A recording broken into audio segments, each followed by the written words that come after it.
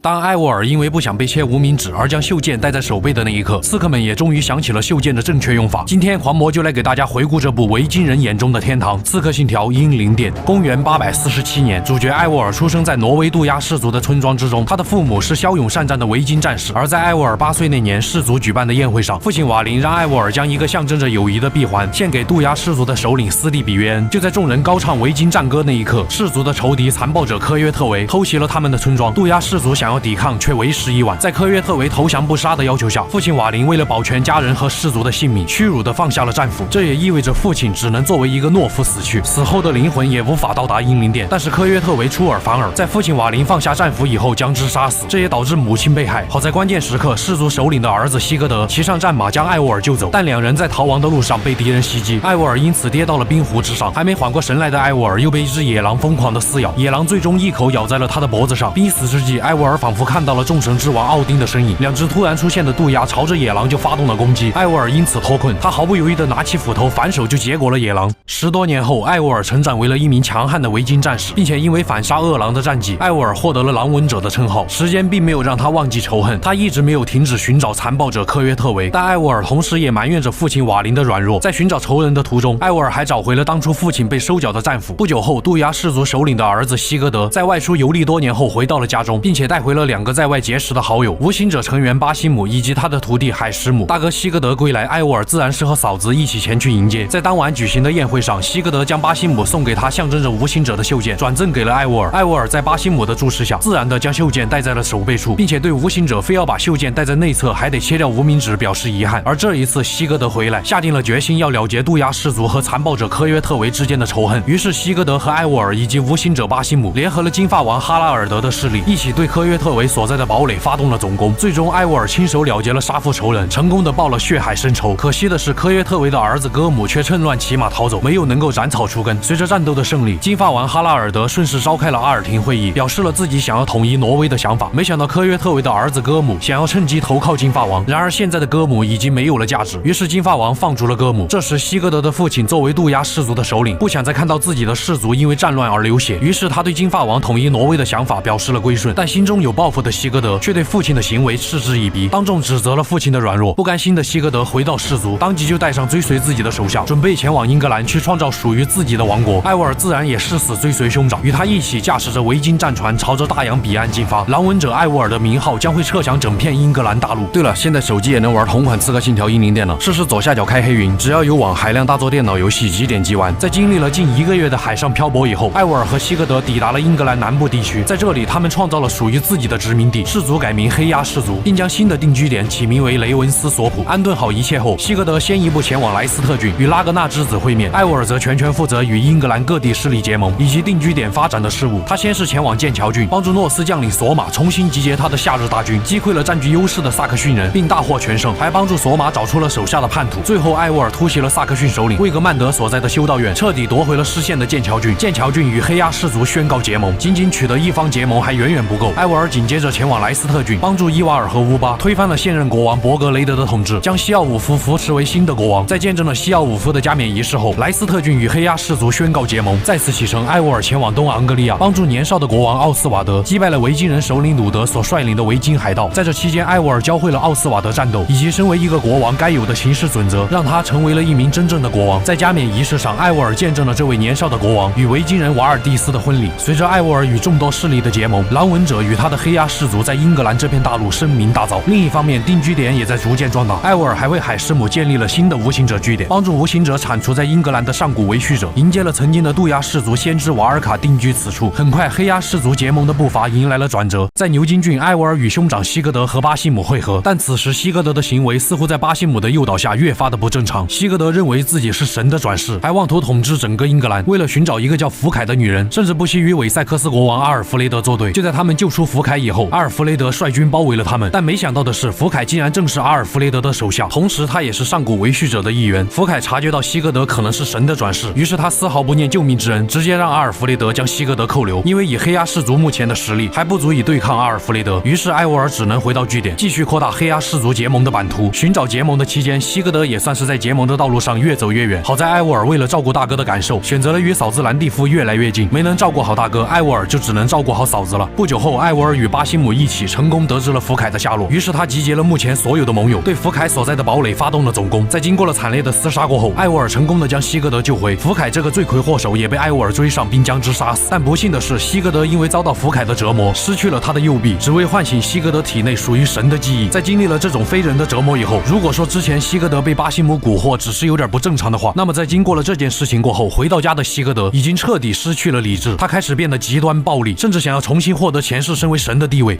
I know who I am. I know my destiny, and you will not hinder me. 加大药量。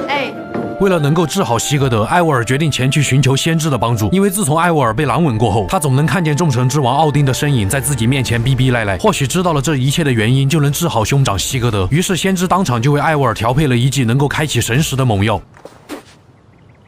喝下这剂进口的猛药以后，艾沃尔开启了通往神界阿斯加德的旅程。他的意识穿越到了众神之王奥丁的身上。原来艾沃尔正是奥丁的转世。阿斯加德的神殿上，命运三女神预言了奥丁将会死于凶狼芬里厄的口中，以及诸神黄昏的到来。在预言过后，约顿海姆的巨人进攻了阿斯加德，于是奥丁前去阻挡进攻，并且关闭了阿斯加德的大门。然而一个突然出现的工匠声称自己能够制作抵挡巨人的护盾。奥丁见没有其他更好的办法，于是他帮助工匠寻找到了所需的材料，成功制作出了护盾。但没想到的是，这个护盾只是为了困住奥丁，工匠则是巨人变化出来的。见这位工匠不自量力，奥丁毫不犹豫地结果了他。原来阿斯加德大门突然被打开，都是诡计之神洛基搞的鬼。因为奥丁在得知了自己会死于凶狼之口以后，决定杀死9界所有的狼。恰好在之前，奥丁差点杀死了一只刚出生不久的狼，这只狼正是洛基的儿子芬里厄。奥丁碍于立过不会杀死洛基和其血脉的誓言，于是也只能任由洛基离去。为了寻找阻止诸神黄昏的办法，奥丁启程前往了巨人的国度约顿海姆，却在那里被洛基和他的妻子安格尔伯达设计迷晕，并用蔓藤将他囚禁在高处。好在一个叫希尔罗金的女人及时出手救下了奥丁。她告知奥丁，想要在诸神黄昏中存活下来，就必须找到约顿海姆的神酒，作为代价只需要分一点给希尔罗金就行。于是奥丁借着举办宴会的理由，灌醉了约顿海姆的首领苏图恩。趁着所有人喝到酩酊大醉的时候，奥丁偷走了神酒。最终他成功的带着神酒来到了世界树下的米米尔面前，在献祭了自己的一只眼睛与神酒一起发酵过后，只要等待诸神黄昏到来的那天，在世界树下喝掉神酒，灵魂就能得以保存。待肉体死亡，灵魂将会在之后重生。做完这一切，奥丁回到阿斯加德，发现洛基的儿子芬里厄体型已经成长为了一只巨狼，于是他设法将锁链套在了巨狼的身上，但是因为他的欺骗，也让战神提尔作为保证的手臂被巨狼咬掉。这也代表着西格德正是战神提尔的转世。随着诸神黄昏的到来，奥丁和众神喝下了能够保存灵魂的神酒，并在诸神黄昏大战中死去。搞清楚了西格德的身世，醒来后的艾沃尔从海什姆口中得知，残暴者科约特维的儿子哥姆此时已经逃到了遥远的文兰，并且在那里成为了上古维序者的首领。于是艾沃尔漂洋过海，前往了被后世称为北美洲的文兰。艾沃尔在当地莫霍克族的帮助下，通过不断的调查和清理据点，终于找到了哥姆，并将他刺杀。还在哥姆的手里得到了一个神秘的水晶球。为了答谢莫霍克族的帮助，艾沃尔将水晶球送给了他们，而这个水晶球也成为了当地莫霍克族世代供奉的圣物，并在几百年后指引那个号称狂战士的男人，成为了北美洲殖民地的刺客导师。艾沃尔回到英格兰以后，再次不断的与各地势力结盟。随着时间的流逝，黑鸦氏族的盟友也遍布了整个英格兰的版图。这时西格德突然找到艾沃尔，他希望艾沃尔能够与他一起进行最后一次远航，回到挪威去寻找那个维京人一生所向往的最终归宿英灵殿。为了满足兄长的请求，艾沃尔与西格德再次经历近1个月的航行，回到了家乡挪威。他们在挪威最北方的峡湾格因西利尔的山洞之中，通过连接洞窟内世界树的树干，进入了那个所谓的英灵殿。在这个世界里，所有的烦恼都会消失，只需要每天畅快的饮酒，等待大门开启的那一刻，与敌人进行厮杀。而在这里，艾沃尔竟然见到了自己的父亲瓦林，但是他心里明白，曾经放下战斧作为懦夫死去的父亲是不可能来到英灵殿的。于是艾沃尔毫不犹豫地杀掉了这个虚假的父亲，并意识到了这只是西格德为了逃避现实所幻想出来的英灵殿。之后通过艾沃尔的劝说，西格德也意识到了自己的错误，二人决定回到现实。然而这个时候，奥丁出现在了艾沃尔的面前，将他拖入到了意识空间。奥丁告诉艾沃尔自己给了他想要的一切，试图阻止艾沃尔离开这里。艾沃尔则不屑一顾，他只是想回到英格兰，回到亲人和族人身边。眼见劝阻不果，怒不可遏的奥丁对艾沃尔发动了攻击。身为凡人的艾沃尔根本不可能是众神之王的对手，不想跟奥丁多做纠缠的艾沃尔朝着正在向自己招手的亲人们奔去，但却一次又一次被奥丁拉回到了自己的身边，逼迫艾沃尔与自己战斗。而就在这一刻，艾沃尔似乎明白了，当初父亲瓦林放下手中的战斧作为懦夫死去，是为了自己的家人，是为了让自己的家人能够活下去，哪怕希望很渺茫。紧握手中的战斧直至战死，是身为一个维京人该有的觉悟；而放下手中的战斧屈辱而死，是身为一个父亲和一个丈夫该有的责任。哪怕死后的灵魂无法去往英灵殿，这一刻刻，艾沃尔卸下了自己的战斧，义无反顾地朝着自己的家人奔去。在来到大门那一刻，不甘心的奥丁抓住了艾沃尔，努力地尝试最后的劝阻。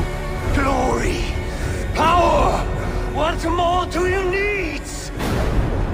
Everything else.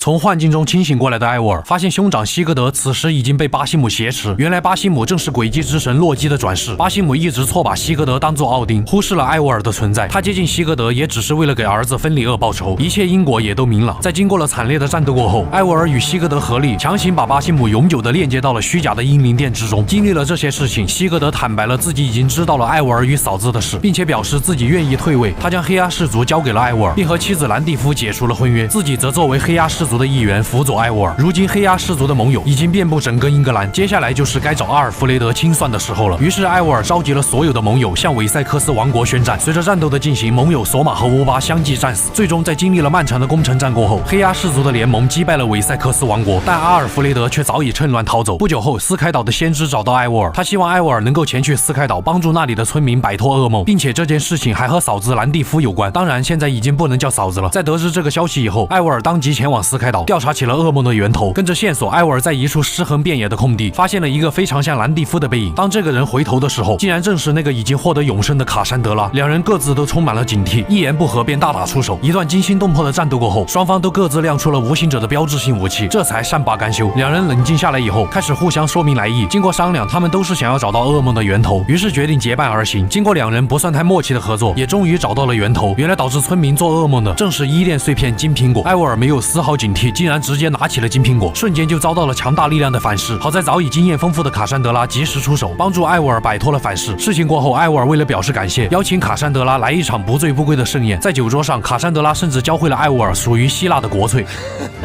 Melaka, you really are drunk. Now you're just spouting nonsense. No, it's a Greek swear word. It's malaka. Malaka. Malaka. Malaka. Malaka. That's it. You got it. 天下没有不散的宴席，最终卡珊德拉还是告别了艾沃尔，再次独自踏上了维护世界平衡的道路。之后，艾沃尔回到英格兰，准备完成最后一件事，那就是帮助海什姆彻底铲除在英格兰的上古维续者。在一位神秘人不断提供的线索下，艾沃尔开始不断的刺杀上古维续者，终于在最后神秘人的指引下，找到了上古维续者真正的首领。然而出乎意料的，一直提供线索的神秘人以及维续者的首领，正是之前早已逃走的阿尔弗雷德。之所以他不断的帮助艾沃尔，是因为他信奉的是基督教，教义的不同导致上古维续者在他眼里只不过都是一群亵渎上帝威严的邪教而已，所以他就借艾沃尔之手彻底根除了已经腐朽的维续者，从而让更伟大的思想取而代之。没错，阿尔弗雷德所要建立的全新教派正是未来的圣殿骑士。我是修篇狂魔，咱们下期再见。